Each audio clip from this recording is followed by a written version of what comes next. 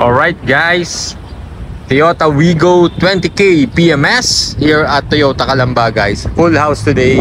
So yan, again, nag-walk-in tayo, nagbaka sakali, and yung ating baka sakali is ayan, 9:45. Let's go. So Sir Marco once again doing the checklist for Toyota Wigo. Alright. So ayan guys, let's go. Okay guys, unfortunately nasa loob yung si Wigo, wala sa labas, so hindi natin ma-full review yung ating Wigo. Pero yun nga, magbe-base lang tayo sa checklist and tingnan natin mamaya. Alright, super dami today guys. Alright guys, so tapos na yung ating service sa Toyota Wigo. Ang babayaran natin is about 5,139 pesos. So that means nagkaroon tayo dito ng nasa first page pala yun. Pero yun, that's overall, that's the price. And yun nga, 20K PMS guys yung ginawa natin dito sa Toyota Wigo. Full service, so chinek dyan lahat yung sa body, engine, wheels, kinalas yung mga gulong, tapos nilinis yun guys, yung sa shoe at saka yung dun sa disc brakes. Alright, tapos all fluids tinap up, change ng oil filter, and then fully synthetic yung oil natin. So ang balik natin is 20,000 tayo sa 30K na. Tapos binugahan yung mga aircon na meron kasi ditong aircon cabin sa loob. Nandito yun sa Wigo. Pag kinalas mo to, meron ditong aircon cabin. Alright, may vlog ako before, pero sa Veloz yun. Pero lahat nandito guys.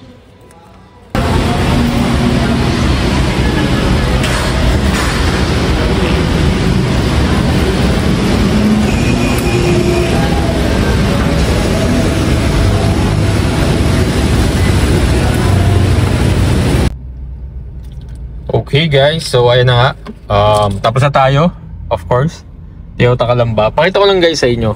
So ito yung sa oil filter na kasama. So yun guys, so dun sa mga hindi na magkakasa, madali namang i-search yung mga ganitong oil filter. So usually hindi kayo ma-fake dyan. Marami si Toyota, okay? And of course, ito yung sa window washer fluid. Isa lang kasi nga dinagdagan lang. So, I believe guys, 2 liters, dalawang ganito ang capacity. Pero hindi mo talaga siya pinupuno. So, ayun. Tapos ito yung ating oil, 3-cylinder lang, fully synthetic, 5W30.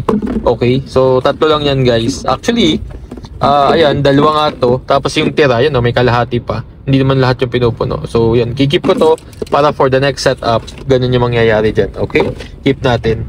So, yun guys, overall, patapos na ako tayo. And then, ayun nga, pinapabante tayo ni Kuya. So, abante lang tayo.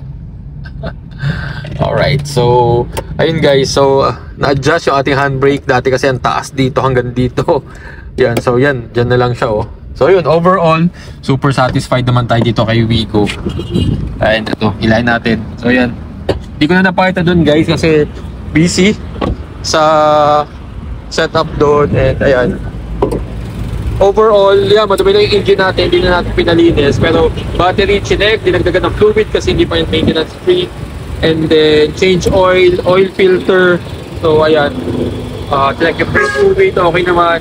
Water coolant, tapos yan, kita nyo naman sa washer fluid. So yun, siguro next time pa engine wash tayo. Sorry guys, yan, dahil nga ano, pero hindi na dito sa Toyota, medyo mahal dito, sa labas na lang tayo guys. Alright, so yun, once again, yung spark plug, same pa din. Wala namang ginalaw dyan. And of course, yan nga, free car wash, si Wiggy Boy.